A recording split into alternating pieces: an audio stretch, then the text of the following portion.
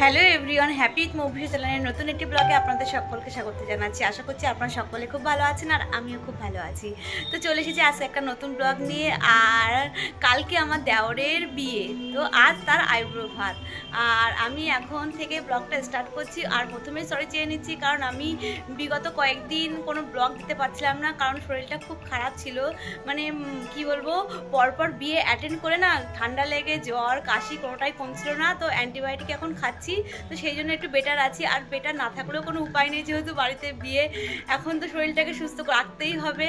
আর বাড়িতে মোটামুটি বেশ কিছু জন আত্মীয়স্বজন চলে এসেছে, আর আজকে আরও অনেকে আসবে।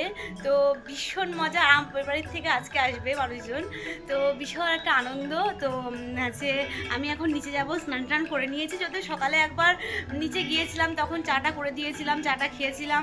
তো এখন আমি মানে রেডি হয়ে নিয়েছি, এবার নিচে যাব। এবার দেখুন নিচে গিয়ে কি করি। তো এবার থেকে চেষ্টা করব মোটামুটি রেগুলার ব্লগ দেওয়ার, আর দেওরের বিয়ের তো ব্লগ দেবই। আর আজকে ব্লগটি আশা করছি আপনাদের খুব ভালো লাগবে, তো ব্লগটি কন্টিনিউ করতে থাকুন। তো চলুন নিচে যাওয়া যাক।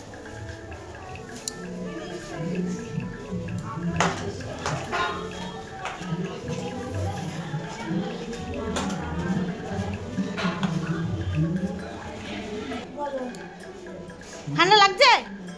লাল লাল শাড়ি পরতে দেখেছো? কি আছে? লাল শাড়ি পরতে হয়? আচ্ছা পরতে হবে তাহলে। তাহলে এটা এখন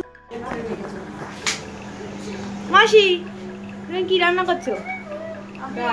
ডাল, পনির তরকারি, হ্যাঁ, ওই 5 রকম ভাজা, পায়েস।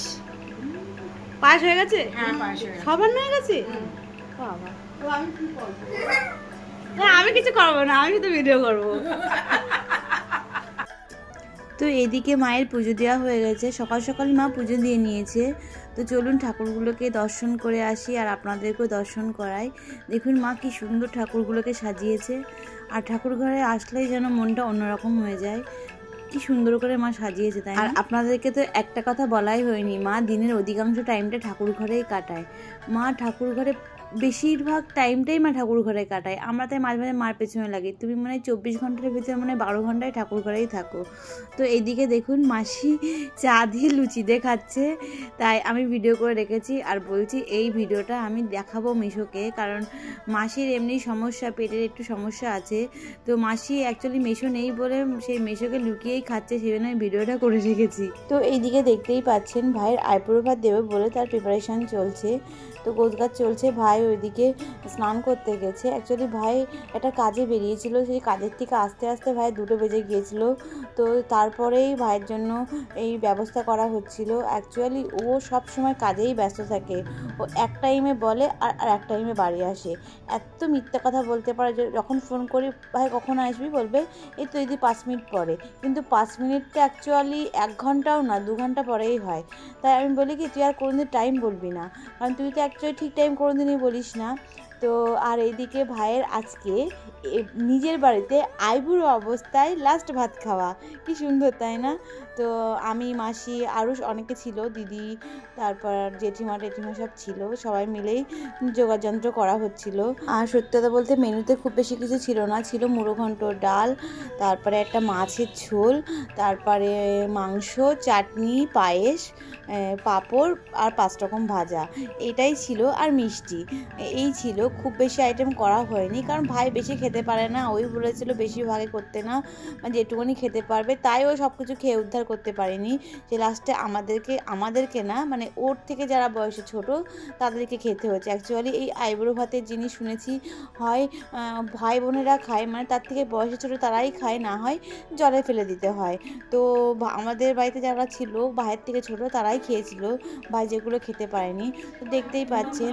আর এদিকে গোছাচ্ছি, এদিকে খিদেও পেয়ে গেছিলো, আর ভাইয়ের উপর রাগ হচ্ছিল, কারণ কখন থেকে বলেছে আজকের দিনটা একটু সকাল সকাল বাড়ি আসিস, কিন্তু শয়তানটা একদমই তা করেনি, কথাই শুনেনি। এদিকে স্নান করে এসেছেন বাবু, দেখতেই পাচ্ছেন পাঞ্জাবি পরে নিয়েছে, এইবার পাঞ্জাবি পরে নিয়েছে, এবার বাবার গলায় মালা দেবে, তারপর দিদার গলায় মালা দেবে, তারপরে ও আইবুড়ো ভাত খেতে বসবে।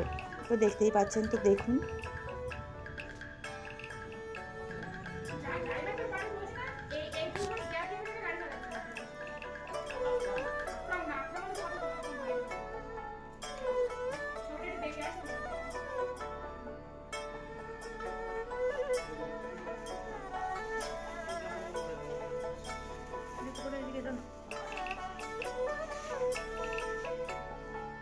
অবশেষে দেখতেই পাচ্ছেন ভাই বসেছে আইবুড়ো ভাত খেতে। তো মা ভাইকে আশীর্বাদ করছে, আশীর্বাদ করে ভাইকে পায়েস খাইয়ে দিল।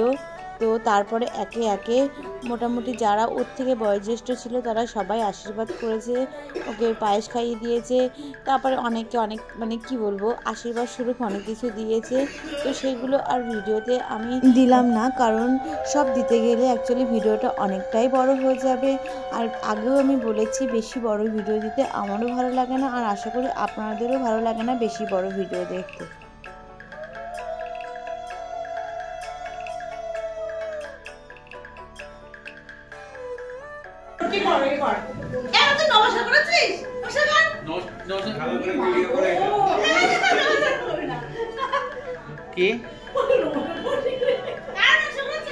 এরপর আমরা চলে গিয়েছিলাম খেতে।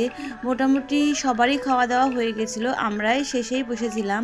তো আর আমাদের খাবারের মেনুতে ছিল ডাল, সবজি, মাছ আর মাংস আর চাটনি।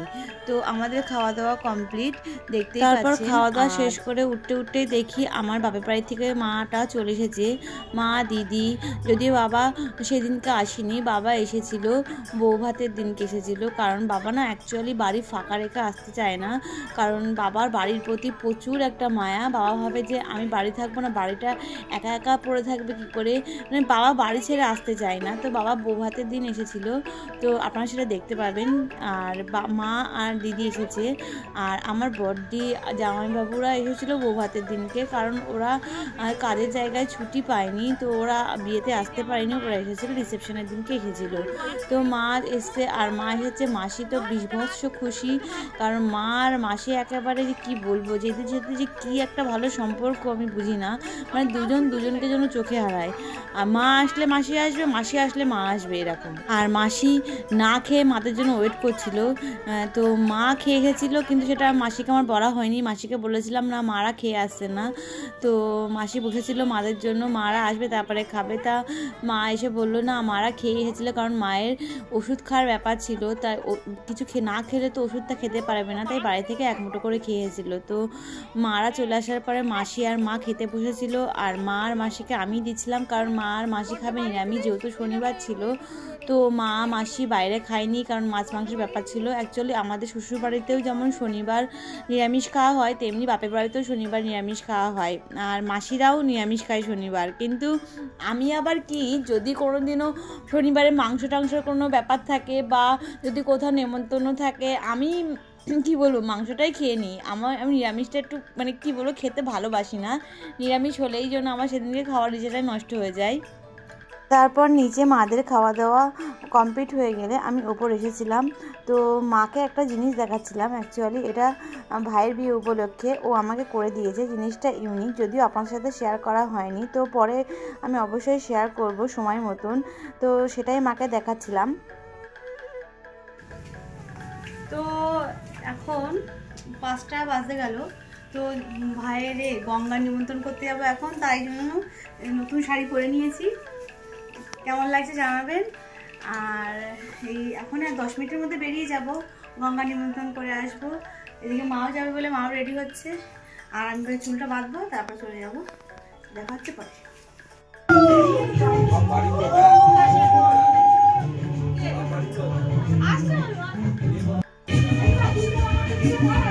ওরে টাকা তোর তো চল চল করে হাঁটছিস। তো আমাদের গঙ্গা নিমন্ত্রণ কমপ্লিট। নিমন্ত্রণ করে এসে আমরা বাড়িতে এসে চায়ের আসর বসিয়েছিলাম। সরি, চা না, কফি। আর কফি করেছিল মাসি।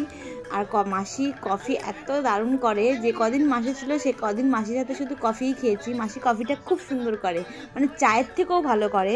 তো আমরা এখন কফি খাচ্ছিলাম, মানে কফি পার্টি চলছিল আমাদের, তো দেখতেই পাচ্ছেন।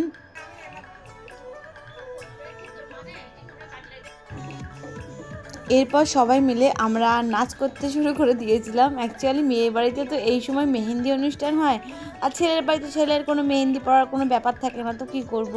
তো আমরা নিজেরাই মেহেন্দি না পড়ে নাচের অনুষ্ঠান করে নিয়েছিলাম।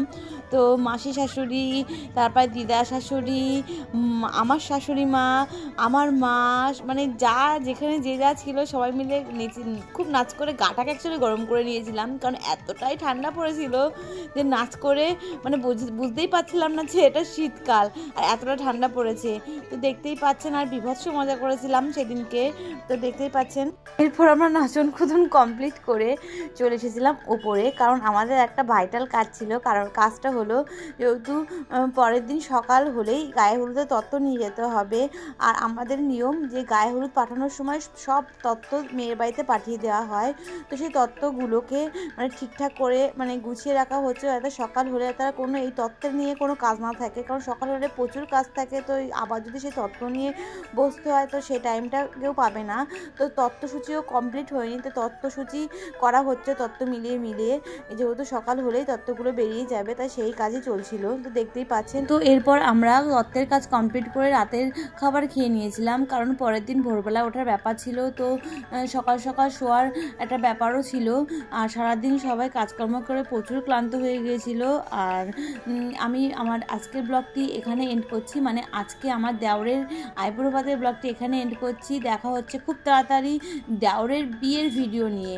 আর আমার আজকের ভিডিওটি যদি আপনাদের ভালো লেগে থাকে অবশ্যই চ্যানেলটি সাবস্ক্রাইব করে আমাদের পাশে থাকবেন।